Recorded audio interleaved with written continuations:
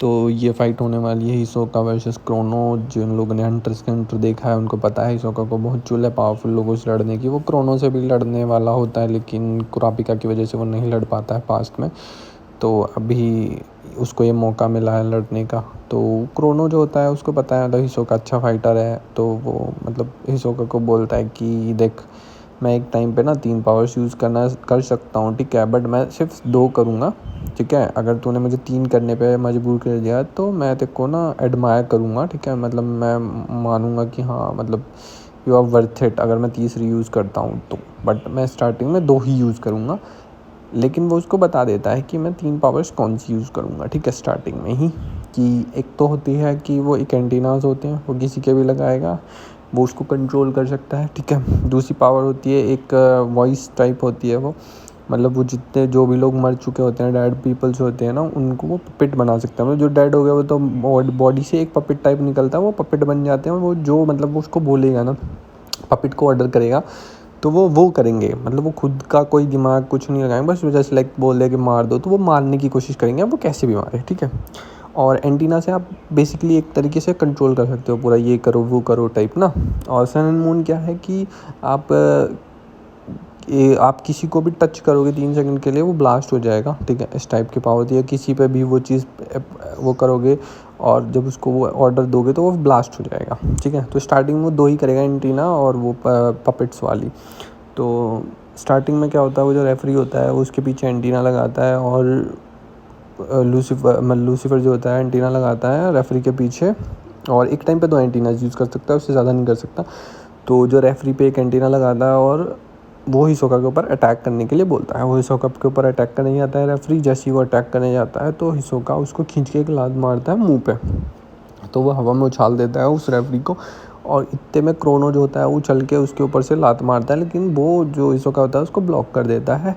और तभी हम देखते हैं कि बंजी गम उसने हिसोका ने अपना बंजी गम उस रेफरी के पैर में चिपका दिया था और उसको पकड़ के खींच के वापस खींचता है और क्रोनो पे अटैक करने की कोशिश करता है, लेकिन क्रोनो बच जाता है। उसके बाद क्या होता है कि क्रोनो उससे वापस बोलता है कि जा अटैक कर, वो अटैक करता है तो हिसोका अपने कार्ड से उसको काट डालता है, मतलब उसका ब्लड निकाल देता है, उसको एक तरीके से मार देता है। जैसे वो डेड हो जाता है तो फिर जो क्रोनो होता है वो उसको अपनी दूसरी पावर दिखाता है, पपेट वाली। तो अब वो पपेट वाली दिखाता है, उसमें क्या होता है कि वो जो डेड पर्सन होता है उसके अंदर से एक और बॉडी निकलती है, एक पपेट जैसी, मतलब प्लास्टिक टाइप की, और वो उसको बोलता है हिसोका पे अटैक करने के लिए। वो हिसोका पे अटैक करता है। तो उसमें क्या है, पपेट्स में आप मार लो, कुछ भी कर लो, हाथ तोड़ लो, पैर तोड़ लो, वो तब भी मतलब वो अटैक करती रहेगी जब तक आप इसका हेड नहीं अलग कर देते। तो उसके बाद वो उसका हेड अलग कर देता है। तो इतने में हम देखते हैं कि जो क्रोनो होता है ना वो क्राउड के अंदर घुस जाता है। तो जब क्राउड के अंदर घुसता है तो हिसोका उसका पीछा करता है, क्योंकि क्रोनो जो है ना वो लॉन्ग रेंज फाइट प्रेफर करता है क्योंकि उसकी पावर्स के हिसाब से, और हिसोका के लिए क्लोज रेंज ज़्यादा बेटर है। तो वो जाता है क्राउड के अंदर, जब वो जाता है तो वो 2 लोगों को पे एंटीना लगा के हिसोका के ऊपर अटैक करने के लिए बोलता है। हिसोका उनके हाथ तोड़ देता है, उखाड़ देता है बेसिकली। तो उसके बाद वो क्रोनो को ढूंढने लगता है, इतने में भगदड़ मच जाती है क्राउड में। तो बहुत मतलब 50 के अराउंड लोग मर जाते हैं। तो इतने में क्रोनो उन सबको ना वो पपेट्स बना देता है सेकंड पावर का यूज़ करके, और बेसिकली हिसोका के ऊपर अटैक करता है उन पपेट्स से। तो अब वो अटैक करता रहता है। तो जो पपेट्स होते हैं हिसोका एक एक करके सब पपेट्स को मार रहा होता है, उनके हेड को तोड़ रहा होता है। तो ऐसे करते करते वो सबको एक करके, और बीच बीच में क्रोनो क्या करता है ना, आगे से आता है पीछे से आता है, उसको लात मारता है, एक लात मारता है, इधर से आएगा एक लात मारेगा, तो ऐसे करके उसको मारता रहता है एक तरीके से। तो हिसोका जो होता है एक पपेट का जो सर होता है ना उसको अलग कर लेता है और अपने बंजी गन से चिपका लेता है, मतलब एक तरीके से। तो अब जैसे ही क्रोनो उसके ऊपर अटैक करने के लिए आता है ना ऊपर से, मतलब वो एकदम वाइड ओपन छोड़ देता है खुद को, तो क्रोनो जो होता है ना उसके सर पे आके ऐसे लात मारता है, उसके ब्रेन पे आके खड़ा हो जाता है।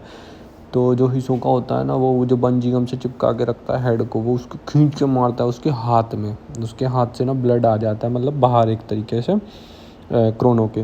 तो फिर जो क्रोनो होता है वो एकदम से क्या करता है कि वो वापस से क्राउड में भागने की कोशिश करता है, लेकिन जो ये हिसोका होता है ना वो उसके पीछे भागता है। तो जैसे ही वो भागने की कोशिश करता है, क्राउड में छिपने की कोशिश करता है, तो हिसोका क्या करता है, अपने बंजी गम से 4-5 लोगों को चिपकाता है और उसके ऊपर फेंक के मारता है।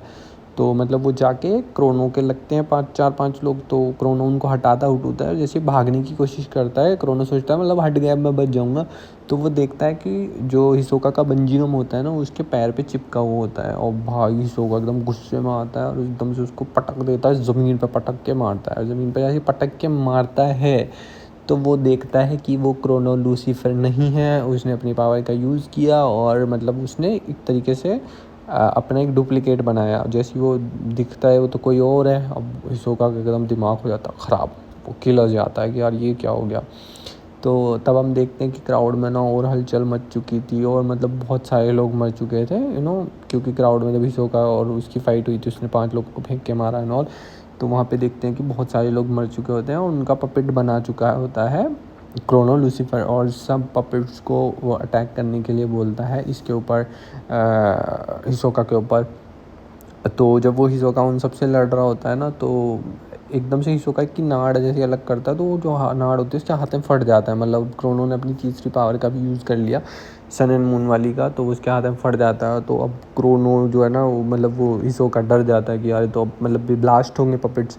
तो वो क्या करता है, वो भाग के ना, मतलब वो भाग के जो बाउंड्रीज होती है ना स्टेडियम की, उन पर भागता है। तो लेकिन सारे पपेट्स उसके पीछे भागते हैं उसे मारने के लिए। तो फिर वो जैसे भागता रहता है तो उसके सामने आ जाते हैं, और फिर उसके सामने आके बहुत सारे पपेट्स ब्लास्ट हो जाते हैं। तो वो एकदम से ना वो डिसबैलेंस हो जाता है और वो गिरने लगता है। तो वो कोशिश करता है बंजी गम से ना स्टेडियम की छत पे वो चिपका के ऊपर मतलब चिपक जाए और इन सबसे बच जाए ना ब्लास्ट वगैरह से। तो जैसे ही करने की कोशिश करता है, इतने में क्रोनो लूसीफर उस पर एक बंदा फेंक के मारता है और वो डिसबैलेंस हो जाता है, वो नहीं चिपका पाता बंजी गम और ज़मीन पे गिरता है। तो वो समझ जाता है कि it's time for me to dead. तो वो एकदम से बोलता भी है कि मतलब शायद यही मेरी मौत है। तो वो गिरता रहता है, तो बट वो फिर जैसे नीचे गिरता है तो वो कुछ मतलब हिसोका बोलता है कि I want to try this करके, और एकदम से दिखाया जाता है कि बहुत सारे पपेट्स उसके ऊपर आते हैं और ब्लास्ट हो जाता है बहुत गंदा वाला। और फिर हमको दिखाया जाता है कि हिसोका एक जगह पड़ा होता है, उसकी पूरी चमड़ी वगैरह मतलब जल चुकी होती है। तो मतलब ही इज़ डेड नाउ, जो दिखाया जाता है वहाँ पे। और मतलब एक तरीके से क्रोनो लूसीफर ये फाइट आराम से जीत जाता है, मतलब उसको ज़्यादा कोई वो नहीं करनी पड़ती। तो ये जो फाइट है, हमारा क्रोनो लूसीफर जीत चुका है, फैंटम ट्रूप्स का लीडर। बट क्या हिसोका मर चुका है? इसको जानने के लिए अगर आप जानना चाहते हो तो या तो हंटर एक्स सेंटर पढ़ सकते हैं, या फिर मैं इस पे और वीडियोस बनाऊंगा हंटर एक्स सेंटर पे। अगर मेरी वीडियो अच्छी लगी हो तो चैनल को सब्सक्राइब करें, लाइक करें।